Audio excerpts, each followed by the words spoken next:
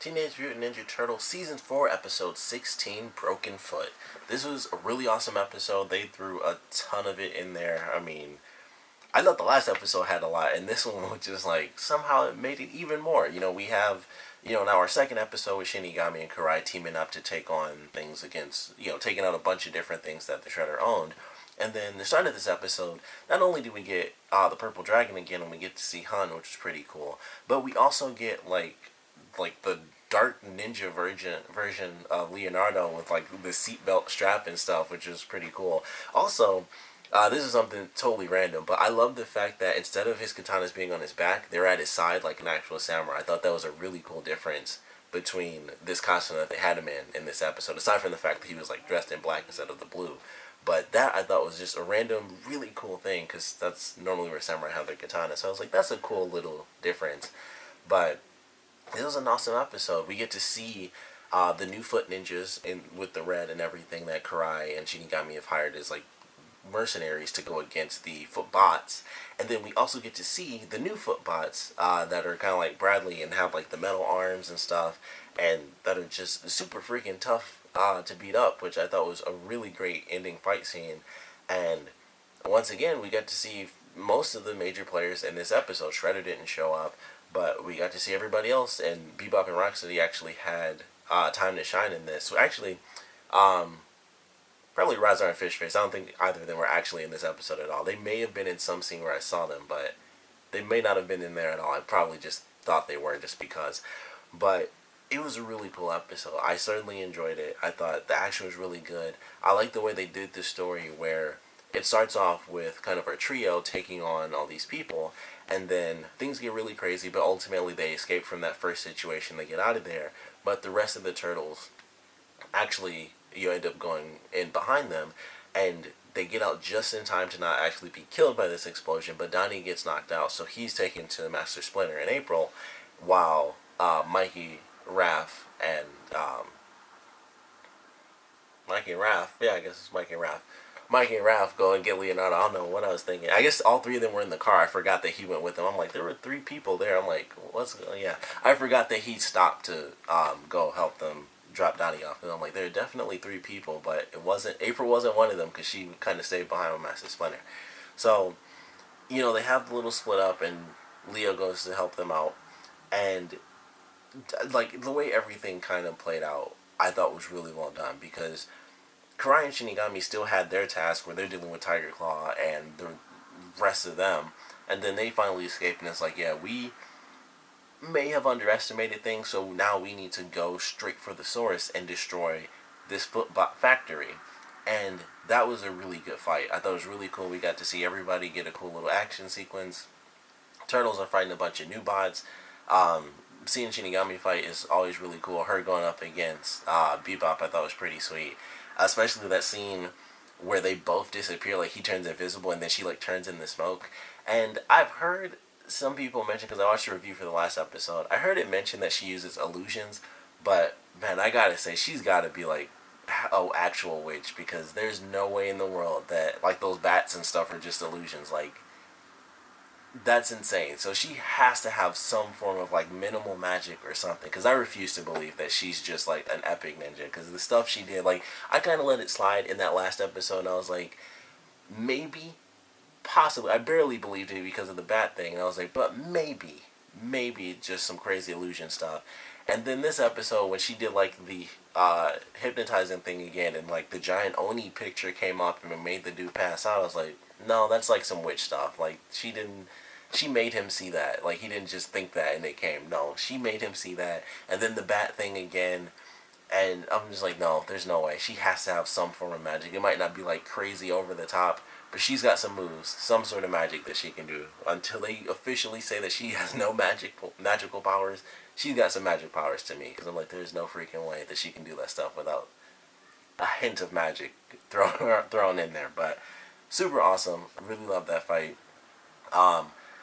It was a pretty crazy ending. I didn't expect it to go the way that it did. With the actual ending where they're all fighting and stuff, and then the turtles come in and save them, and they have like the crazy action sequence, and Karai sets off that explosion straight in her face and you know, takes herself out, which I was really concerned. I thought for sure they'd do something crazy where somebody would die. I thought it might be like one of the villains, because for a split second I thought for sure Tiger Claw was done. Like, he's gonna fall in some lava and be gone. And then he landed on the platform, and the thing fell, and a bunch of lava shot out. I was like, he's gonna be melted by lava. This is gonna be insane, or someone's gonna get really messed up permanently. And they had the scene when Leo picks up Karai and her face is messed up, and I was like, she's kind of like Shredder a little bit, where she has the messed up face. But they fixed that, because I thought that was going to be a connection thing, where it's like when they finally meet each other, be like, oh, we have the same marks or whatever. But she did like her snake mode, which I thought was awesome that she did that.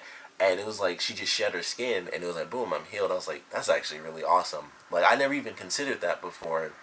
If she gets like scarred or something, with her being part snake, all she has to do is technically shed her skin, and she like half did it too, which I thought was cool, because we haven't seen that yet. And we kind of saw it, I guess, in the last episode where she only changed her arms, but we sort of saw that before too. But this was like she literally only changed colors to shed her skin, and then she like faded back to normal from the white. And I was like, that's actually very cool. I thought that was really sweet. So that was a cool way to end it. And then they, you know, they all end up going back to the base, and everyone's happy that Donnie wakes up. And I love this scene that they had at the end, where everyone's happy, and April looked over, and the face she made was just like, this bitch over here. That was kind of the face she made, and it was so funny to me. But Master Splinter gets to talk with Karai and tell her, like, hey, you see now what happens when you go on this path of revenge. And she did exactly what I thought she was going to do, but I didn't think she'd say it in front of them. Because she's like, you know, I promise I'll never go after anything that the Shredder owns. I was like, she's just going to go after him. But then she flat out said it, like, right there. I thought it would be like, oh, she'd turn around and it would be hidden. But she was like, I'm going to go straight after the Shredder myself. And then she turned around. I was like, holy crap. Like, that's the thing where it's sort of the expected ending, but in an unexpected way. Because I was not expecting her to say it and just be like, this is what I'm really going to do now then. Like, I won't go after that. I'll just go right after him.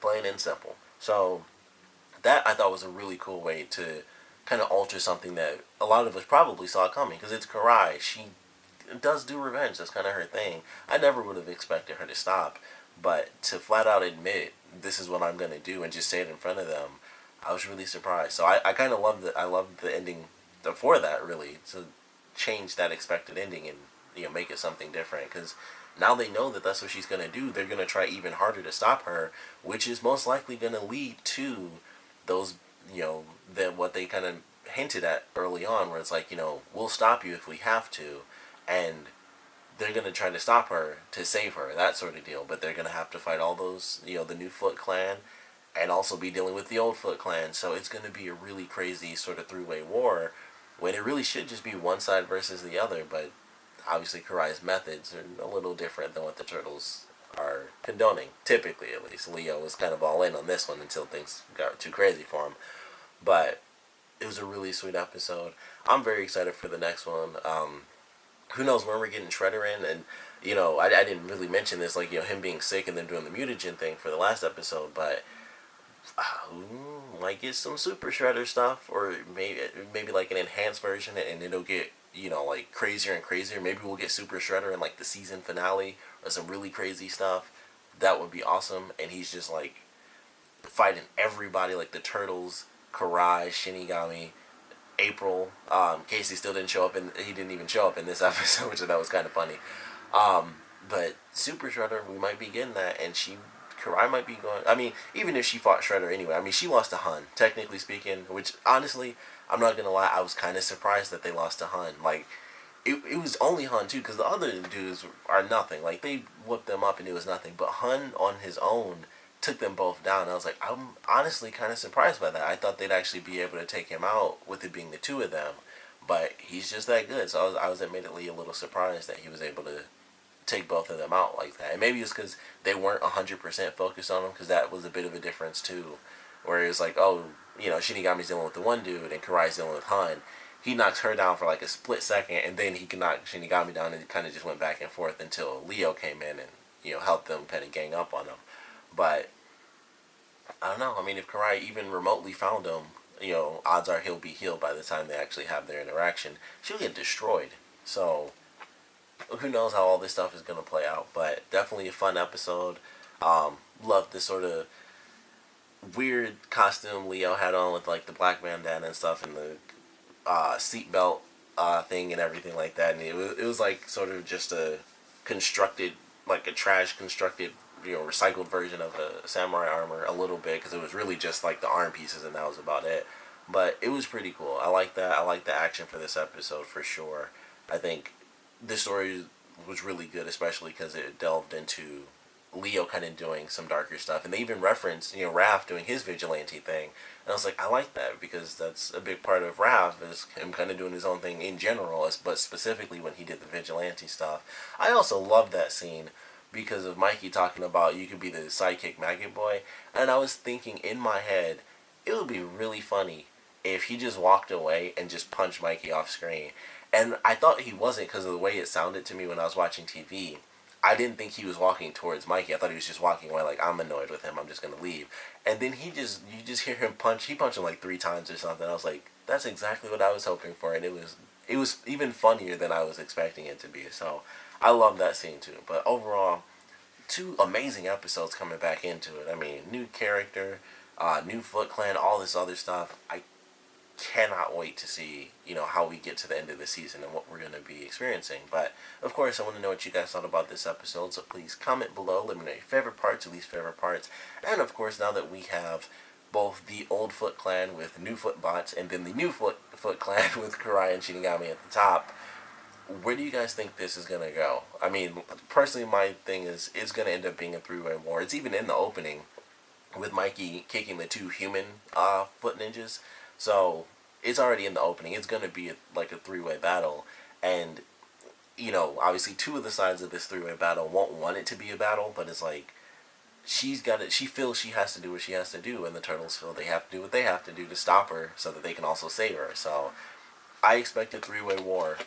It'll be an actual city at war by the end of this season. So that's my expectations. Of course, you can go off the comics, and obviously certain things have changed around, but I think we can kind of see where some elements are going, and I'm just excited for wherever it's headed to. But want to know what you guys think is gonna really come of this, and of course what you guys thought about this episode in general. So please comment below. Let me know your favorite parts, your least favorite parts, and of course, thanks for watching.